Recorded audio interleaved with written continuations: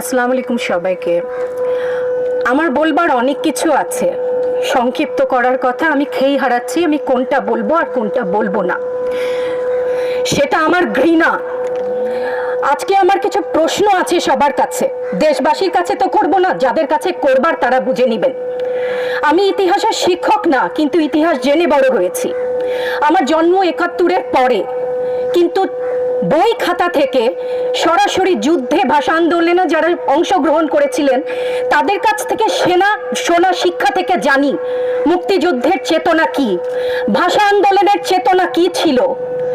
মুখের ভাষা বাংলা বলতে পারি, সেই জন্য বোধহয় ভাষা আন্দোলনের শহীদরা শহীদ হননি। আমার কথা আমি বলতে পারবো না, আপনি তুলে নিয়ে যাবেন। প্রতিবাদ করতে পারবো না, ভিন্ন মত প্রকাশ করতে পারবো না, আপনি আমাদেরকে রাজাকার বলে গালি দিবেন। রাজাকার শব্দটা প্রকাণ্ড একটা গালি, যাকে তাকে দেবেন না।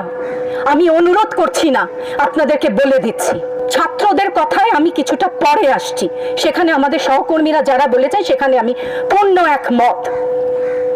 আমাকে একটু বলে দেবেন আপনারা, মুক্তিযুদ্ধের চেতনা কি ছিল দেশের হয়ে। আপনারা বলবেন যে যারা শুধুমাত্র আমার বাবা মুক্তিযোদ্ধা ছিলেন তাই আমার অধিকার প্রাপ্য অনেক কিছু, সেখানে পূর্ণ সহমত।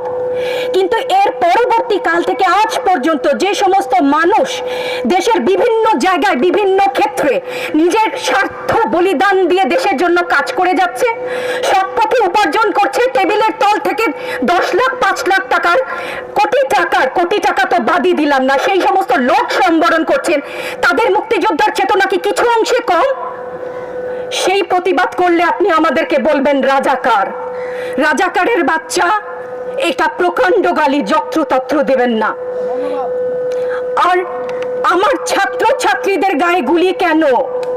আমি এখানে কেন দাঁড়িয়েছি, কেন আজকে কথা বলছি? কারণ আমি মানুষ, আমি শিক্ষিত একজন মানুষ, আপাদমস্তক ভাবে যাকে শিক্ষা বলেন। সেখানে আমি জানি মুক্তিযোদ্ধার চেতনা যদি কিছু আমার ভেতরে বিদ্যমান থাকে, আমি জানি অন্যায়ের প্রতিবাদ করতে হবে। বিচার চাই না বলেছেন, আমিও একমত। কার কাছে বিচার চাবো, কোথায় বিচার চাবো? আমরা ঘৃণা জানাই। আমার ছাত্রদের গায়ে আমি সারা রাত ঘুমাতে পারি না, তাই এসছি যে আজকে যদি কিছু বলে যাই এক পলক ঘুমাতে পারি। যেই বাবা মার বুকটা খালি হয়ে গেছে, তাদের ঘরে কি চলে, কোথায় আছে তারা, কিভাবে আছে? আমার ছাত্রছাত্রী, আমাদের মেয়ে ছাত্রছাত্রীদের উপর যে লাঞ্ছনা হয়েছে, তার বিচার বিধাতা করবেন, তার বিচারের জন্য আমরা নেমেছি। আপনারা আমাদের মুখ বন্ধ করতে পারবেন না।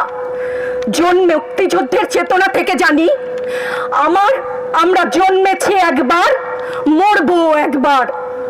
ভয় দেখাবেন না। ছাত্র ছাত্রীদের উপর জুলুম বন্ধ না করলে পরিণতি ইতিহাস বলে দেয় কারো জন্য ভালো হয় না।